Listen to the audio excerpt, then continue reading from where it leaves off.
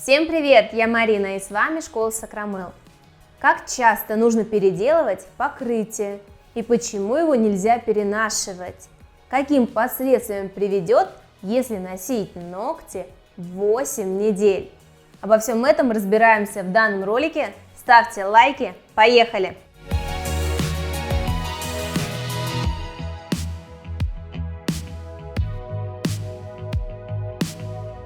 Коррекцию необходимо выполнять своевременно. Чем длиннее ногти, тем желательно раньше прийти на маникюр. Связано это с отрастанием свободного края и увеличивающейся нагрузкой на него. Случаются сломы под самый корень, так же как у моей модели. Перед тем, как прийти ко мне, она заклеила ноготь лейкопластырем для того, чтобы полностью его не сорвать. Ведь вместе с трещиной также повреждается и ногтевое ложе, поэтому так больно. Осматриваю трещину. Если она не очень сильная, нету повреждения ногтевого ложа, для того, чтобы снять покрытие и убрать длину, нам нужно ее заклеить. Для этого можно использовать специальный клей для типс или же базовое покрытие. Немного раскрываю трещину, наношу базу и отправляем на просушку в лампу. Склеиваю трещину вместе и сверху накрываю ультрафиолетовой лампой, чтобы трещина не разошлась, а зафиксировалась в таком положении. Базовое покрытие просохло, теперь можем убрать длину и приступить к снятию гель-лака фрезой. Снимаю цвет и часть базы. Посмотрите, какая сильная трещина, она доходит до середины ногтевого ложа. Я не могу срезать свободный край и нарастить ноготь заново, потому что трещина намного выше линии свободного края. Я аппаратом убираю все отслойки, появившиеся вокруг трещины.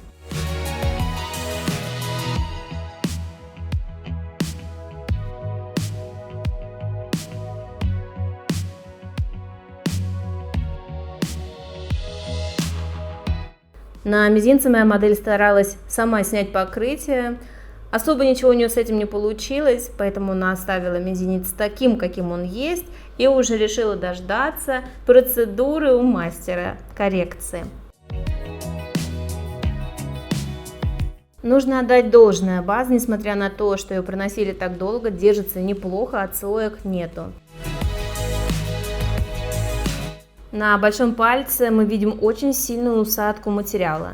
Не думаю, что это сделал кривую поверхность мастер, это именно при отрастании, при увеличивающейся нагрузке на свободный край. Гель-лак растягивается и со временем проседает, появляются борозды.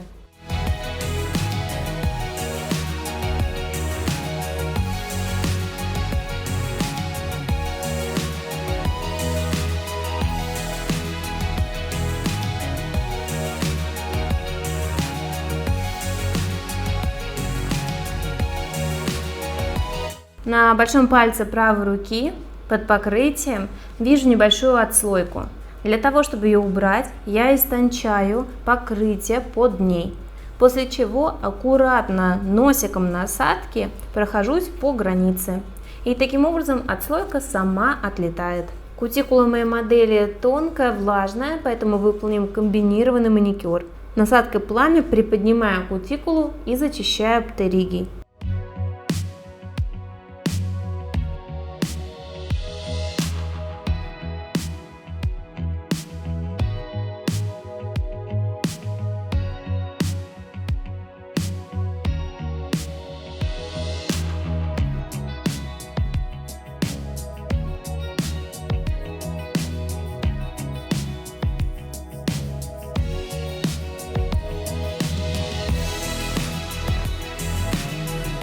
При влажной кутикуле часто можно встретиться с тем, что фреза забивается кожей.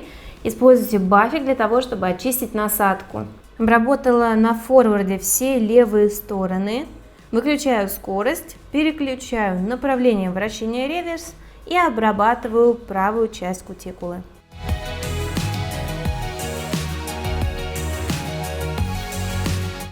Особенность такого типа кутикулы, как у моей модели, в том, что вроде кутикулы и нет, но птеригия много, поэтому нужно внимательно полностью его убрать. Чтобы много не опиливать и сделать это быстрее, вы можете убрать свободный край при помощи книпсера. Особенно указательные, которые имеют большую трещину до ногтевого ложа, его лучше не расшатывать, чтобы клиенту не было больно. Провожу центральную линию через 3 фаланги, через центр кутикулы. Ноготь уходит в сторону, мне нужно его развернуть в другую, в противоположную. Выполняю скругляющее движение в обе стороны. Движение у точки вроста вниз, для того, чтобы она дальше не поднималась. Ноготь мой немного разошелся, так как отслойки я убирала вокруг.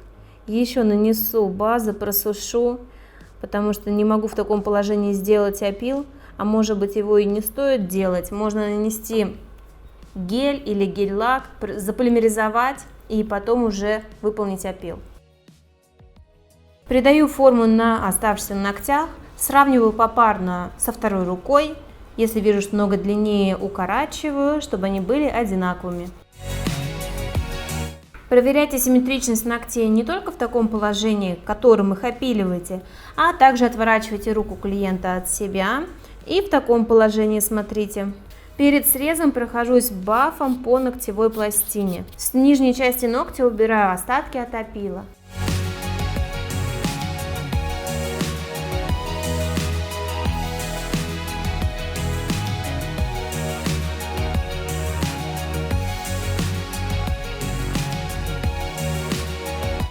Срезаем кутикулу. Для этого использую ножнички-твизеры.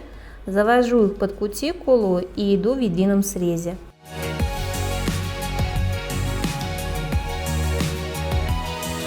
Для того, чтобы зашлифовать мелкие заусенцы, буду использовать силиконово-карбидную фрезу. Работаю на форварде на небольших оборотах 5-7 тысяч. На валике большого пальца была сухая кожа, но сейчас после полировки от нее не осталось и следа.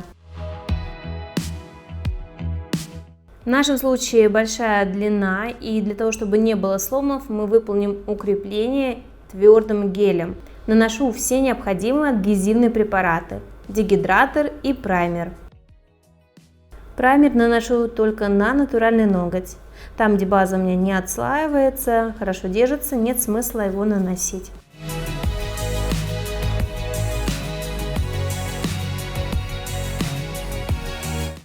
Указательный нам недостаточно только укрепить гелем. Есть риск возникновения этой трещины вновь. Мы перестрахуемся и сделаем ремонт при помощи шелка.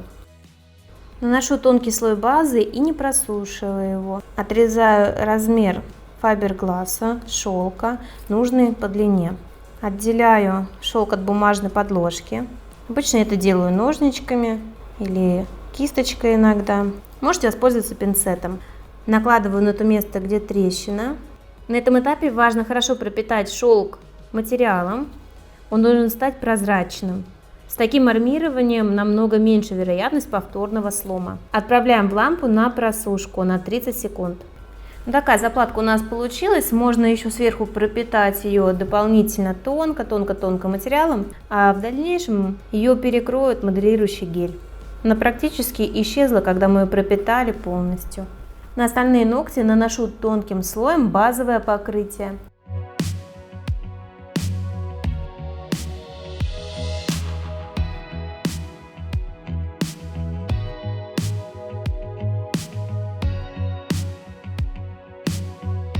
Для укрепления воспользуюсь камуфлирующим гелем средней консистенции.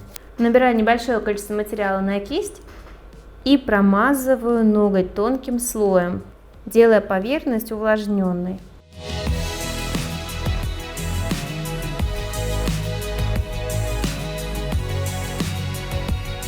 Далее набираю большую каплю, ставлю на ноготь.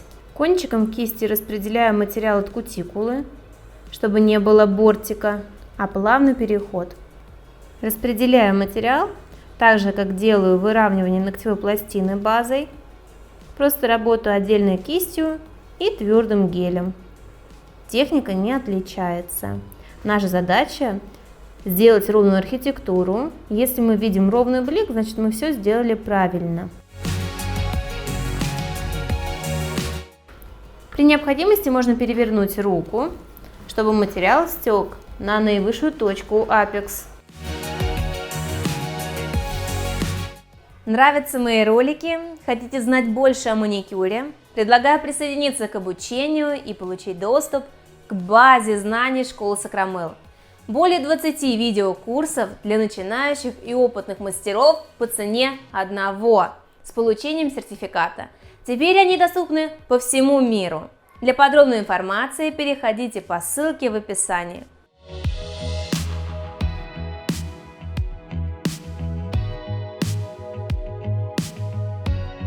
Для того, чтобы гель у вас не затекал под кутикулу и боковые пазухи, я немного опускаю его вниз. Каждый затек будет будущей отслойкой, поэтому аккуратно раскладывайте кистью. Наша задача выложить материал без опила.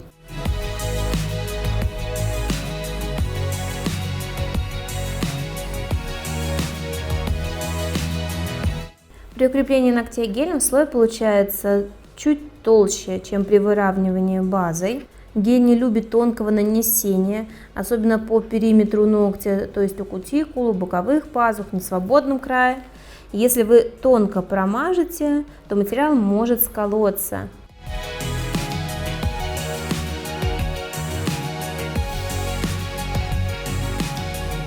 Так как гель твердый, а не пластичная база, усадки материала не должно быть. Если она и будет, то минимальная. Снимаем липкий слой с поверхности. На этом этапе можно подпилить что-то, если вам не нравится. Здесь подправим форму на указательном.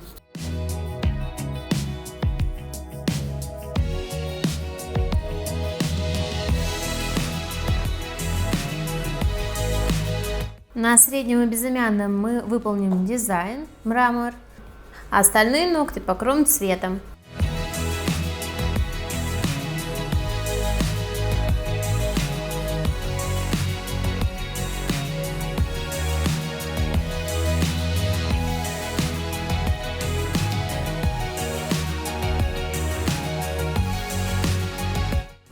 В качестве фона под мрамор наношу белый цвет.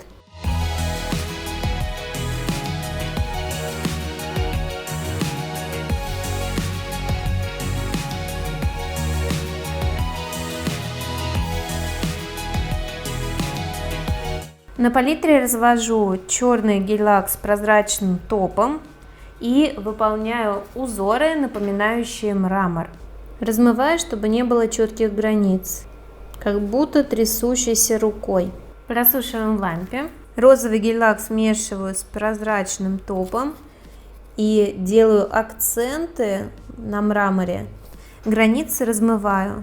С розовым эффект уже смотрится намного интереснее. Это же такой не типичный мрамор, фантазийный, но все равно выглядит красиво и гармонирует с нашим основным оттенком. Просушиваем. Подписывайтесь на мой инстаграм, там вас ждет еще больше полезной информации. И теперь более темным оттенком или просто черным выполняем тонкие прожилки, подчеркивающие текстуру. Прожилки должны быть очень-очень тонкими, но опять же это должны быть не прямые линии.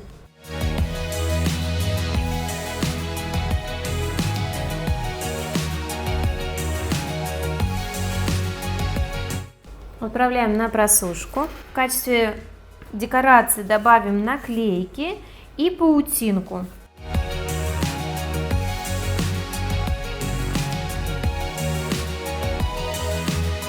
Паутинка у нас будет не прямыми линиями лежать. Сейчас я сильно натягиваю, делаю тонкую ниточку, касаюсь ногтя и резко опускаю свою руку.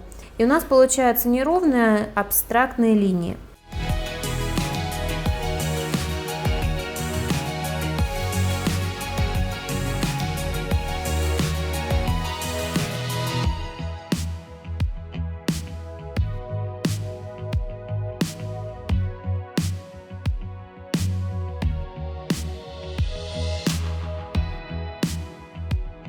Для того, чтобы поверхность была ровная, на тех ногтях, на которых выполнялся дизайн, делаю выравнивание топом.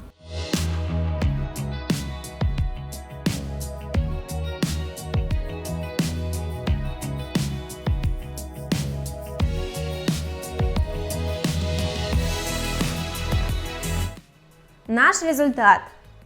В среднем коррекцию необходимо делать раз в 3-4 недели. Срок будет зависеть от роста натуральных ногтей. У кого-то покрытие через 2 недели выглядит так же, как у других через месяц. Пишите в комментариях, понравился ли вам данный маникюр. Подписывайтесь на канал, ставьте уведомления о публикациях. Всем успехов в работе! Пока-пока!